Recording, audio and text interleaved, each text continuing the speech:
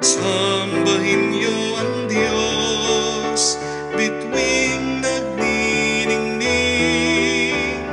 Sambahin niyo ang Diyos, dagat, bundok, halaman at hayop. Purihin niyo ang Diyos. Purihin ang Diyos, kayong gawa niya. Umawit ng bagong kanta. Purihin ang Diyos, kayong anghel niya. Hipanin niyo ang trumpeta.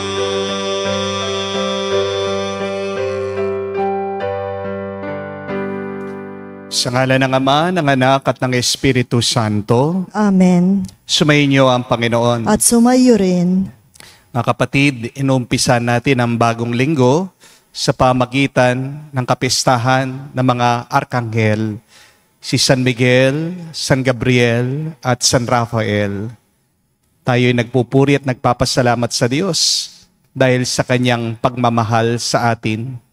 Siya'y nagpapadala ng mga espiritual na nilalang. Kahit na hindi natin sila nakikita, nararamdaman natin ang gabay nila. Kaya naman para tayo makitang karapat-dapat na makatanggap sa mga banal na misteryo, kilalanin natin ang ating mga pagkukulang. Ang mga pagkakataon na kung saan hindi tayo nakinig at sumunod sa ating mga anghel. Sa mga pagkakataon na kung saan mas sinundan pa natin ang tawag ng masama. Kapatid, hingin natin muli ang awa at pagpapatawad ng Diyos para matanggap natin buo ang kanyang banal na katawan at dugo. Inaamin ko Sa makapangyarihang Diyos at sa inyo, mga kapatid, na lubha akong nagkasala sa isip, sa salita, sa gawa at sa aking pagkukulang. Kaya isinasamo ko sa mahal na Birheng Maria, sa lahat ng mga anghel at mga banal, at sa inyo, mga kapatid, na ako'y ipanalangin sa Panginoong ating Diyos. kawaan tayo ng makapangyarihang Diyos, patawarin tayo sa ating mga kasalanan, patnubayan tayo sa buhay na walang hanggan. Amen. Panginoon, kaawaan mo kami. Panginoon, kaawaan mo kami. Kristo, kaawaan mo kami. Kristo, kaawaan mo kami. Panginoon, kaawaan mo kami. Panginoon, kaawaan mo kami. Manalangin tayo. Ama naming makapangyarihan, sa mahusay na kaayusan, pinamamahalaan mo ang mga ginagampanang paglilingkod ng mga anghel at ng mga tao. Para mo ng awa, ipagkaloob ng buhay namin sa lupa ay pangalagaan na mga laging tumutuwang sa langit na mga lingkod mong anghel. Sa pamagitan ni Jesucristo kasama ng Espiritu Santo, magpa sa walang hanggan. Amen.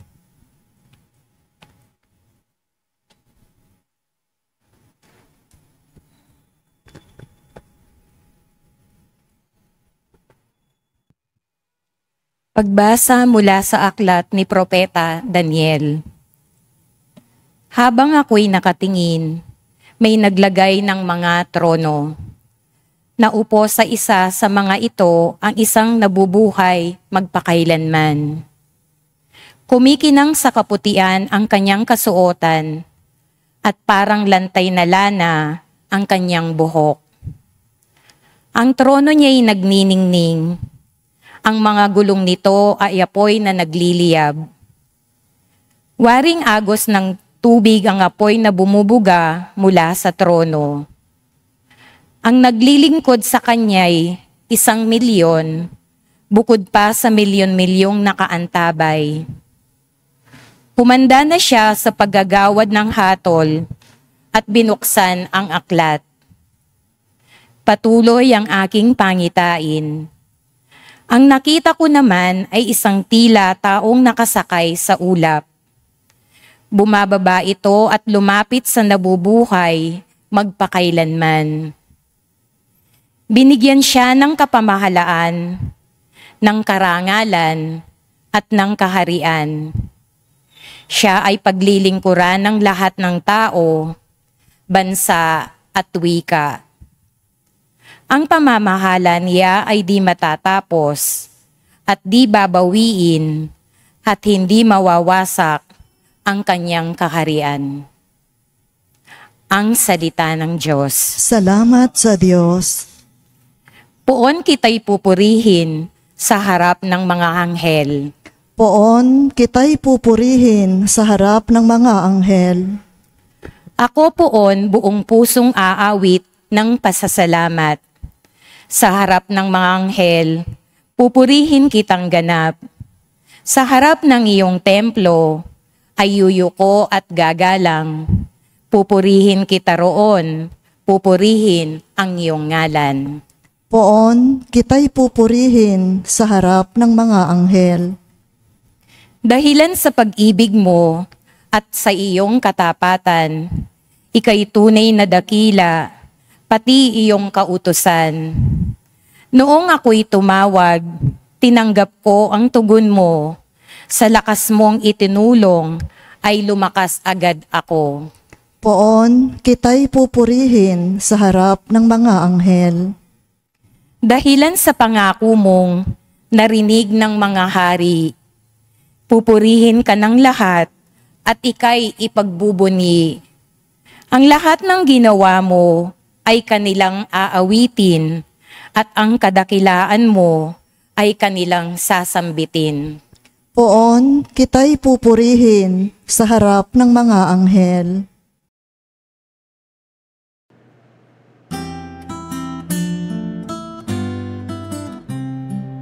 Alleluia, alleluia, alleluia, alleluia, alleluia, alleluia, alleluia, alleluia, alleluia, alleluia, alleluia, alleluia. Ang Panginooy purihin ng lahat ng mga anghel na tapat at masunurin. Aleluya, aleluya. Sumainyo ang Panginoon. At sumaiyo rin. Ang mabuting balita ng Panginoon ayon kay San Juan. Papuri sa iyo, Panginoon. Nung panong yon, nang makita ni Jesus si Nathaniel, ay kanyang sinabi, "Masdan ninyo ang isang tunay na Israelita. Siya'y hindi mandaraya." Tinanong siya ni Nathaniel, "Paano ninyo ako nakilala?" Sumagot si Jesus, "Bago ka pa tawagin ni Felipe, nakita na kita na ikaw ay nasa ilalim ng puno ng igos." "Rabay, kayo po ang anak ng Diyos. Kayo ang hari ng Israel." Wika ni Nathaniel. Sinabi ni Jesus, "Nananampalataya ka ba dahil sa sinabi ko sa iyong nakita kita sa ilalim ng puno ng igos? Makakakita ka ng mga bagay na higit kesa rito." At sinabi niya sa lahat, "Tandaan ninyo, makikita ninyong bukas ang langit at ang mga anghel ng Diyos ay manhik manaog sa kinaroroonan ng anak ng tao." Mga kapatid, ang mabuting balita ng ating Panginoon. Pinupuri ka namin, Panginoong Hesukristo. Magandang araw po muli sa inyong lahat. Meron pong isang kwento tungkol sa isang lalaki na nagmamaneho isang araw. Bigla-bigla, nagpakita daw ang angel of death dun sa tabi niya. At sabi po ng anghel ng kamatayan, "Tara na, sama ka na sa akin." Nagmamakaawa daw po itong lalaki. Sabi niya sa anghel, "Bakit naman po? Pagkabata-bata ko pa. Marami pa akong pangarap. Wala naman po akong bisyo. Healthy naman po ako. Wala akong sakit. Wag muna." Sumagot daw po itong anghel sa kanya. Sabi, "Yung misis mo sa bahay, nakita niya yung cellphone mo na iwan mo. Binabasa na niya yung mga messages mo." Sumagot daw po itong lalaki, sabi niya sa angel of death, "Ganun po ba? O sige po, tara na, bilisan mo," sabi niya sa kanya. Mas takot pala sa misis niya, itong mister, kesa sa kamatayan. Mga kapatid, ngayon po pinagdiriwang nating kapistahan ng mga arkanghel, sina San Miguel, San Gabriel at San Rafael. Maraming mga anghel ang Diyos at iba-iba po ang papel nila sa buhay natin. Kapag sinabi pong anghel, usually ang iniisip po natin ay parang mga cute na baby na meron pong pakpak. Hindi po ba? But in the Bible, angels are not chubby babies. Rather, angels are mighty extensions of God. They are spiritual beings created to serve God and to serve us. That is how God loves us. Today we are celebrating not just the angels of God, but His archangels. Iba po ang mga anghel sa mga arkanghel. And the archangels are a reminder for us that we are never alone. That God sends His holy angels to protect, to guide, and to heal us. First, Michael is the angel for our protection. Si San Miguel po ang anghel na nakikilaban sa masama. Kilalang-kilala natin siya. Dahil ang kanyang larawan ay nakatatak sa alak. Hindi po ba? Saint Michael is a warrior. Hindi naman po lahat ng mga anghel ay may sandata na hawak-hawak. Tanging si San Miguel lang po, basahin niyo ang Biblia, ang may hawak pong espada. At sa lahat po ng mga anghel, si San Miguel ang pinakamakapangyarihan. Saint Michael is usually sent by God to finish a job. Si San Miguel po ang sinusugo ng Diyos para labanan ang masama, ang demonyo. At kapag lumusob si San Miguel, hindi na siya nakikipag-usap sa masama. Saint Michael does not negotiate with the evil one. Saint Michael attacks immediately. Agad niyang pinupuksa ang masama. Si San Miguel, isa sa mga pinakamalakas na anghel ng Diyos. At siya ang tagapagtanggol natin kahit na tayo'y mahihina. Bakit? Dahil tayong mga tao, mga minamahal ng Diyos, ay binalot sa dugo ni Kristo. At dahil nasa atin ang dugo ni Kristo, nililigtas tayo ni San Miguel Arkanghel sa kapahamakan. Alam ng Diyos, hindi lahat ng laban natin ay kaya natin. Marami tayong mga temptation sa buhay, meron tayong mga pagsubok, marami din tayong mga taong nakakasama. Ang hirap pakisamahan, ang hirap intindihin. Di po ba? Baka katabi nyo sila. It is important that we pray every day. We say, Saint Michael, defend us in battle. Because the lesson is, when life is like a battle, remember, God sends His warrior angels to fight for us. Kapatid, hindi mo kailangan mag-isang lumaban sa buhay. Meron kang kasama, hindi mo man nakikita, pero nandyan siya sa tabi. At pagtatanggol kanya. But secondly, Saint Gabriel, the Archangel, is the messenger of God. Maaaring masabi po natin na si San Gabriel ay ang text messenger ng Diyos. Kung maalala niyo po sa Ebanghelyo, si San Gabriel ang anghel na nagdala ng balita kay Zacarias at sa ating mahal na ina, si Maria. Question lang po, sino po sa inyo ang mahilig sa chismis? Taas po ang kamay.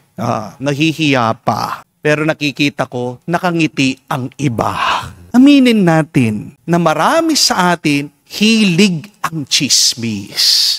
Ano po ang patunay dyan? Buksan nyo lang po ang YouTube. Pag showbiz na ang pinag-uusapan, mas mataas pa po yung viewership kesa sa ating mga misa. Hindi po ba? Ang hilig nating nakikialam sa buhay ng iba. Pero mag-ingat po kayo mga kapatid. Dahil ang chismis ay kalaban ng katotohanan. Dahil ang chismis, kung hindi kalahating katotohanan, ito po ay gawa-gawang kwento lang. Kung si San Gabriel po, nagdala siya ng good news, ito po ay katotohanan. Ang tanong, ikaw, ano ang news o balita na dala mo? Is it the good news? Is it the true news? Or maybe some fake news? Mga kapatid, God calls us to be like Gabriel, to bring messages of hope, encouragement, and love. Because remember, one good news can make your whole day beautiful. Isang mabuting balita lang napapaganda natin ang mundo, ang ating maghapon. Di ba ang sarap marinig na pasado na sa exam yung anak mo o minamahal mo? Ang sarap pakinggan na marinig na cancer-free ka na, magaling ka na. Ang sarap malaman na mapaparusahan pala ang mga korap. Hindi po ba? Wow! The good news can make our day beautiful. And this is what our world yearns for. Itong kulang na kulang ngayon sa mundo. The lesson of Saint Gabriel is, the Lord is inviting us to be His messengers. If you cannot preach a homily, that's okay. But at least every day, say some kind words. Please, show a smile to others and extend a little prayer for other people. Amen? Third and last, Saint Raphael is God's healer. Kung babasahin niyo po ang Biblia, lalong-lalo na sa Old Testament, dito niyo po makikita ang kwento ng Arkanghel si San Raphael. Doon po sa kwento ni Tobit. Si San Raphael po, yung kasama ni Tobias sa kanyang paglalakbay. At siya po yung nagpagaling sa kanya. Dahil po sa anghel na ito, nakakita siya. Kaya nga po ang kahulugan ng Raphael ay, God heals. Sino po sa inyo ang may sugat? Hindi lang po physical, ha? Dahil madalas, marami sa atin, may daladalang sugat sa ating kalooban. Yan yung mga karanasan na kung saan iniwan ka, sinaktan ka, broken-hearted ka, nabigo ka, hindi mo pa rin makalimutan. Mga kapatid, even if you are hurt, God sends His healing always. Sometimes, God's healing is not through doctors. Sometimes it is not only through medicine, but God's healing comes through our friends and always through His grace. You just need to ask God for healing. Hindi ka gagaling, kapatid, na aksidente lang. Because healing is intentional. Kailangan mong hilingin ito. Kailangan mong naisin na ikaw ay bumuti at gumaling. Kaya nga po, my dear friends, ask for the intercession of Saint Raphael the Archangel for your healing, for your strength. The lesson of Saint Raphael for us is, God does not only heal our bodies, but God heals our hearts and souls. Minsan, ang pagpapagaling ng Diyos ay hindi lang nakikita sa ating pangangatawan, pero ito'y nag-uumpisa sa ating mga kalooban. My dear friends, as we honor these selfless spiritual beings, servants of God, we thank the Lord for their unending intercession and help for us. So today, my dear friends, when you feel weak, call Saint Michael. When you feel lost, call Saint Gabriel.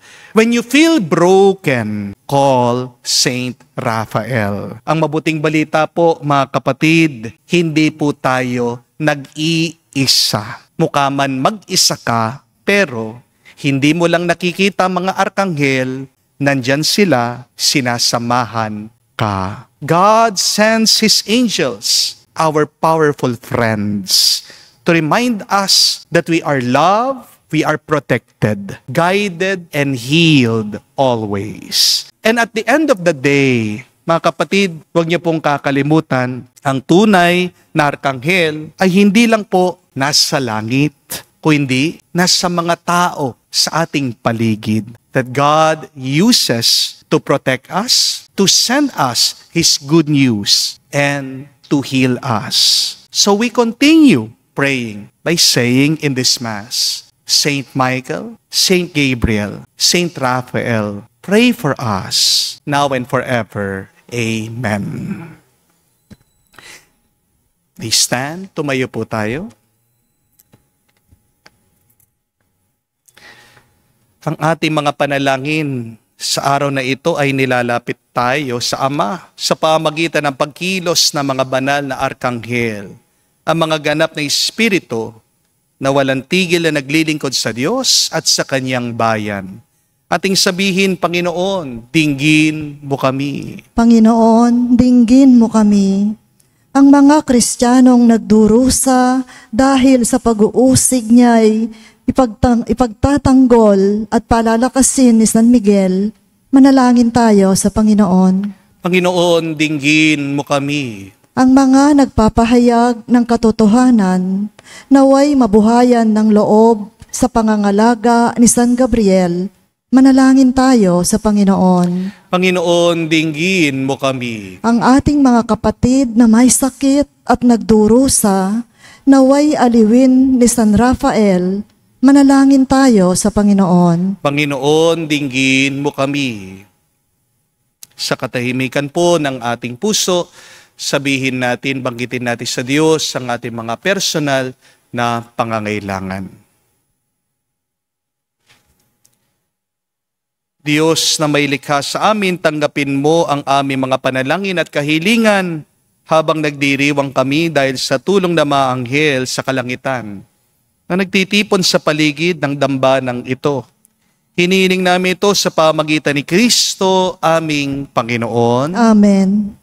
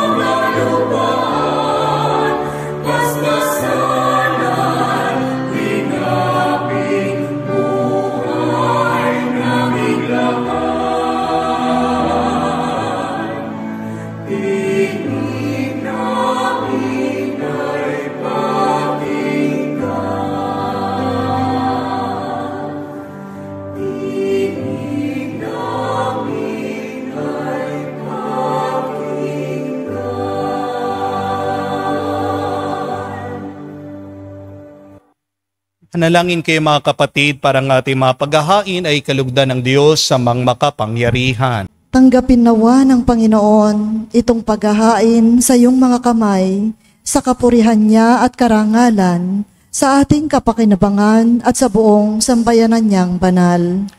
Ama naming lumikha, kami naghahain ng pagpupuri sa iyo at dumadalangin sa pagdadala ng mga anghel at sa mga alay namin para maiharap sa iyo.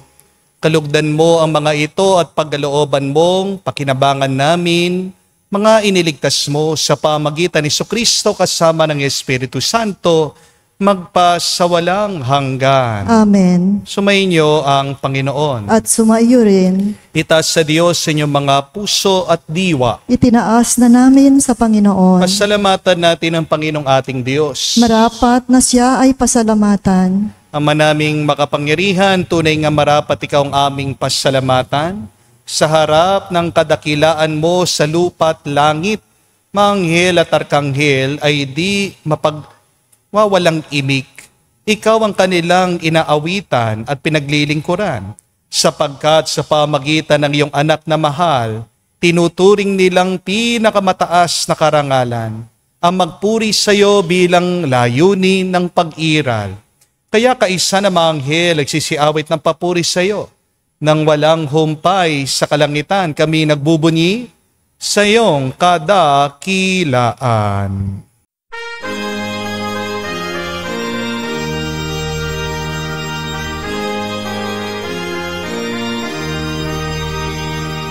Santo, Santo, Santo, Panginoong Diyos ng mga hukbo, napupuno ang langit at lupa ng kadakilaan mo. Hosana sa kaitasan, pinagpalang na bangin ito sa ngalan ng Panginoon. Hosana sa kaitasan, Hosana sa kaitasan. Ama naming banal, ikaw ang bukal ng tanang kabanalan. Kaya't sa pamagitan ng iyong Espiritu, gawin mong banal ang mga kaloob na ito, upang para sa amin maging katawan at dugo ng aming Panginoong Heso Kristo. Bago niya pinagtiis ang kusang loob na maging handog, hinawakan niyang tinapay, pinasalamatan kanya. Pinaghati-hati niya iyon, inabot sa kanya malagad at sinabi, "Tanggapin ninyong lahat ito at kanin. Ito ang aking katawan, na ihahandog para sa inyo."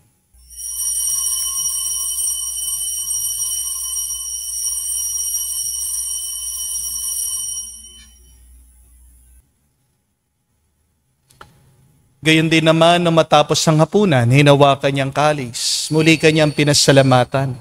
Inabot niyang kalis sa kanyang malagad at sinabi, "Tanggapin ninyong lahat ito at inumin.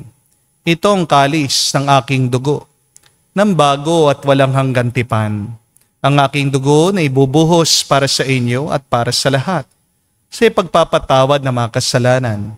Gawin ninyo ito sa pag-alaala sa akin."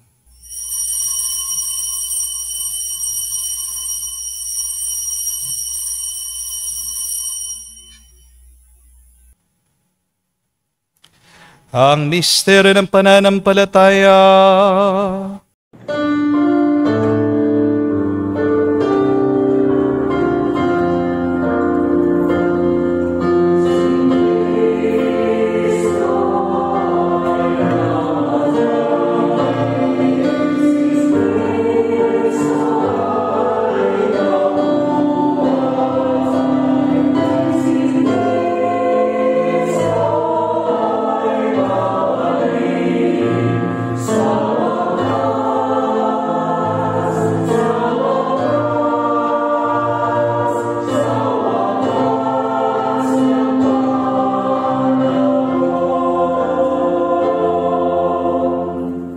Ama, ginagawa namin ngayon ang pag-alaala sa pagkamatay muling pagkabuhay ng iyong anak.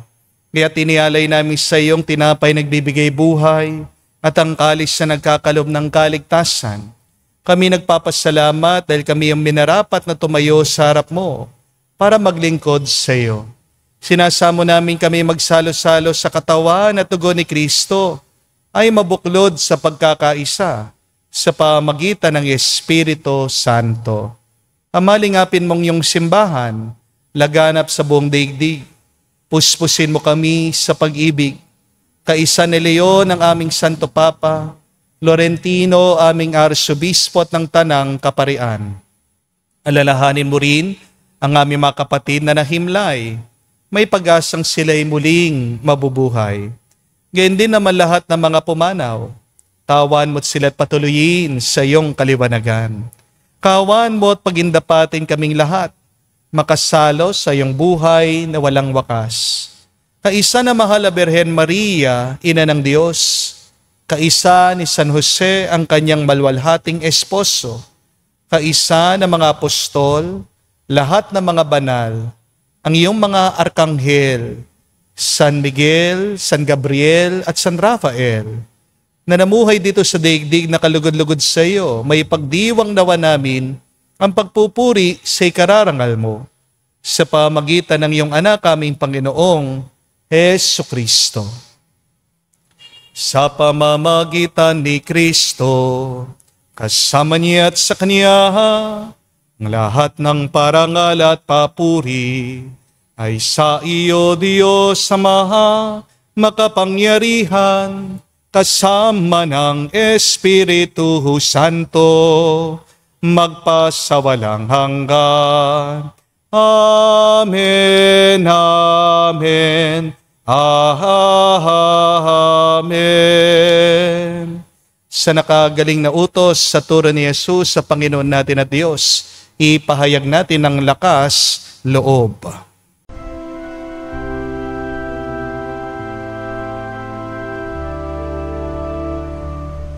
Ama namin, sumasalangit ka, sambahin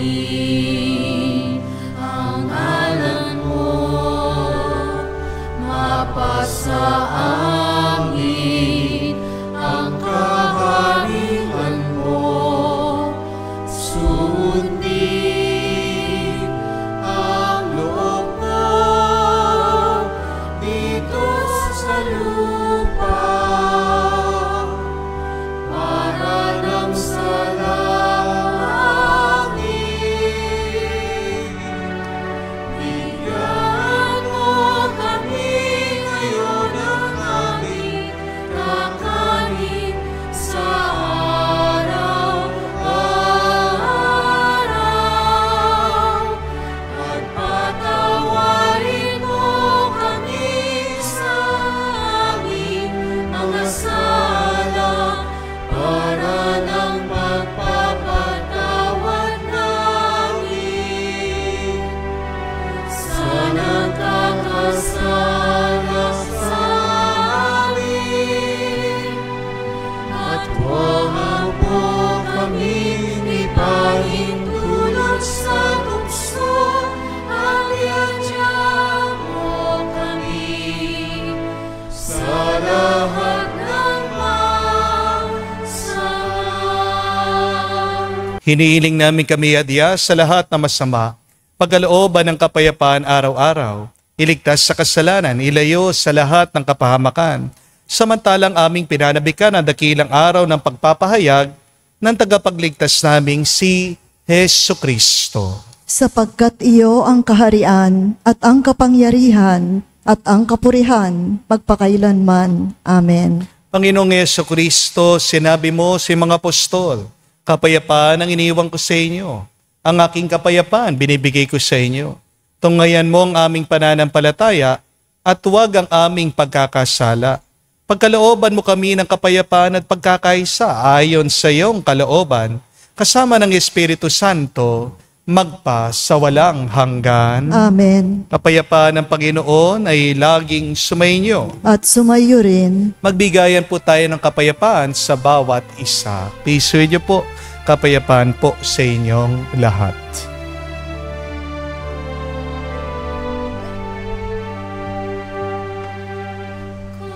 Kordero ng Diyos na nag-aalis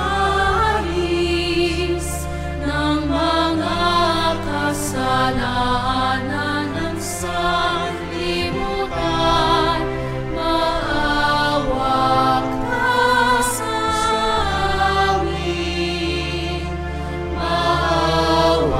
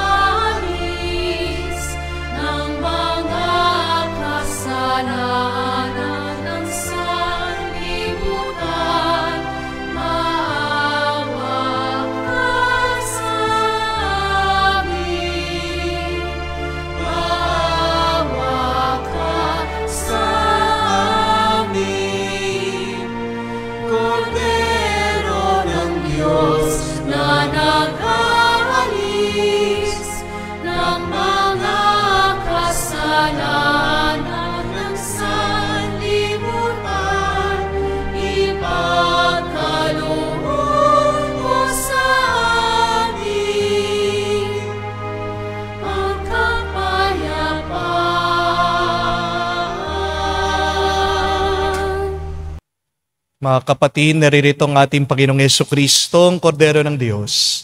Siya nag-aalis sa mga kasalanan ng sanlibutan. Mapalad tayong lumalapit sa piging ng Kordero. Panginoon, hindi ako karapat-dapat na magpatuloy sa iyo, ngunit sa isang salita mo lamang ay gagaling na ako.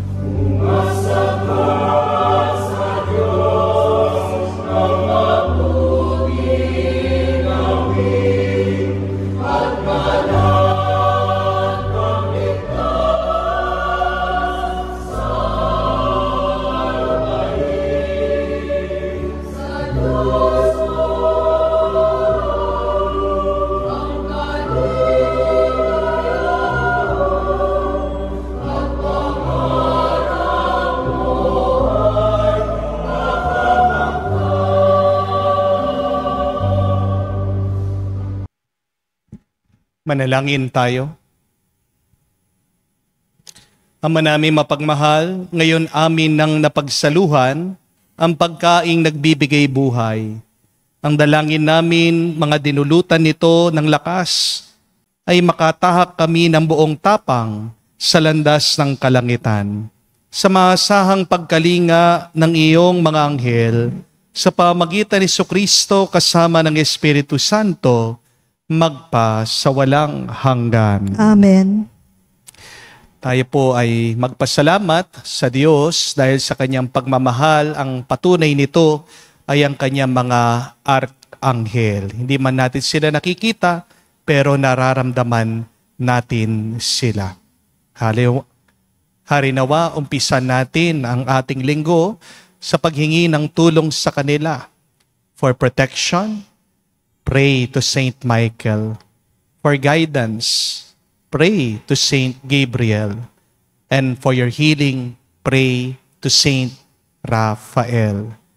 Harinawa ang kanilang grasya mapasa atin at tayo din ay maging mga buhay na arkanghel na tumutulong, naggagabay at naghihilom sa ating mga kapwa.